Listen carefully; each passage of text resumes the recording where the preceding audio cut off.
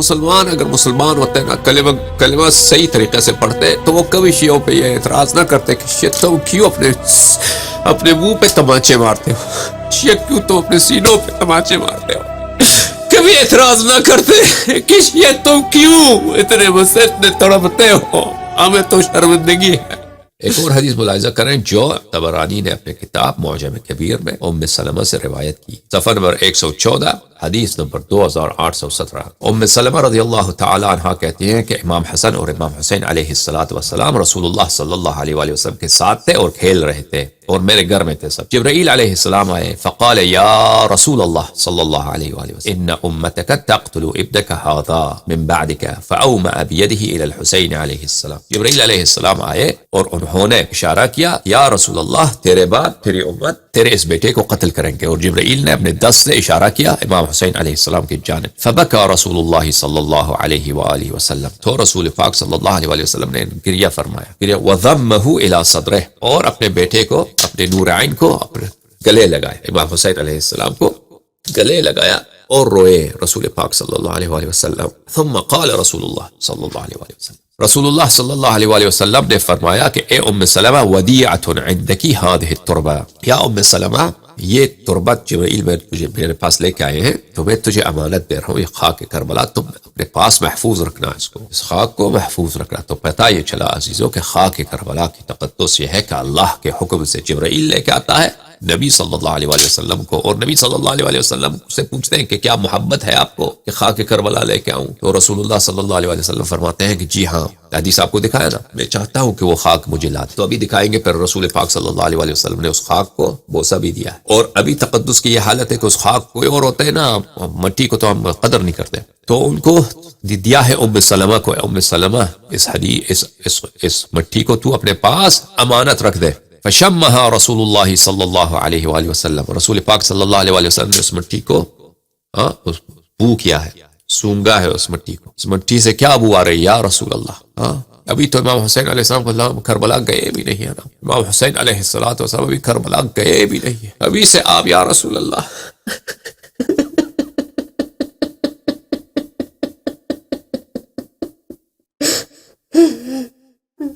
ابھی سے رسول اللہ صلی اللہ علیہ وآلہ وسلم امام حسین علیہ السلام سے پیار، خاک پائے حسین علیہ السلام سے پیار، اس مٹی پہ جہاں امام حسین علیہ السلام اس ریتی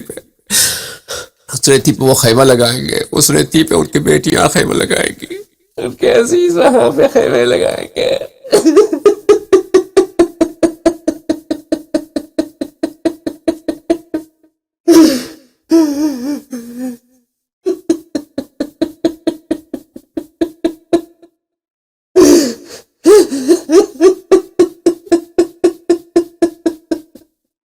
اس کی یاد میں رسول اللہ صلی اللہ علیہ وآلہ وسلم 50 سال پہلے، یعنی امام حسین علیہ السلام سنہ 61 ہجری میں شہید ہوئے ہیں، رسول اللہ صلی اللہ علیہ وآلہ وسلم سنہ 11 ہجری کے ابتدا میں وفات ہوئے، لیکن یہ واقعہ سنہ 11 کا تو نہیں ہے، امام حسین علیہ السلام اس سے کچھ پہلے کا ہے، مثلا سنہ 5 کا ہے، سنہ 6 کا ہے، سنہ 7 کا ہوگا، اس طرح کا ہوگا نا، 55 سال پہلے فرض کیجئے، اس واقعے سے پہلے رسول پاک صلی اللہ علیہ وآلہ وسلم کو اپنے فرزند کی مٹی سے اتنا پیار ہے،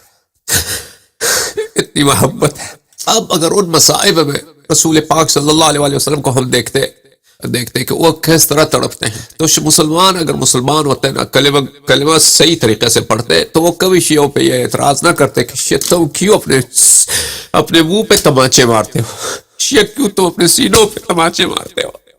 کبھی اعتراض نہ کرتے کہ شیعہ تم کیوں اتنے مسجد میں تڑپتے ہو، ہمیں تو شرمندگی ہے رسول اللہ صلی اللہ علیہ وآلہ وسلم سے شرمندہ ہے کہ عزاداری کا حق ہم نہیں نبھا سکے، کبھی نہیں نبھا سکے، جس طرح کرنی چاہیے اس طرح تو ہم کبھی نہیں کرتا، اس غم کا جو حق ہوتا ہے۔ رسول پاک صلی اللہ علیہ وآلہ وسلم نے مٹی پھونک فرمایا، سوگا، قال ویح کرب و بلا، فرمایا کہ وہ درد، کیا درد ہے، بہت درد، بہت حسرت، بہت کرب و بلا، یہاں پہ مصیبت اور میرے آل پہ جو بلا آئے گا وہ کسی نبی کے آل پہ نہیں آیا، میرے نور عین پہ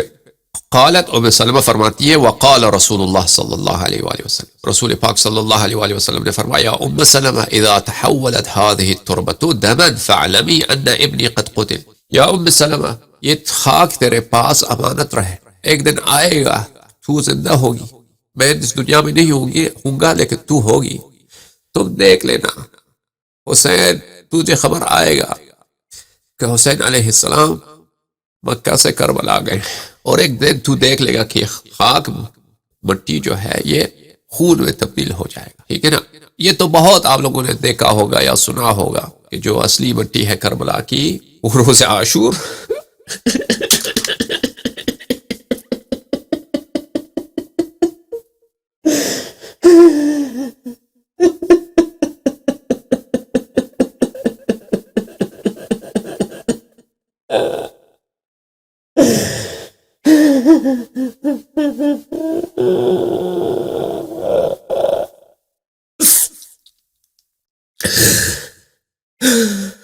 وہ روز عاشور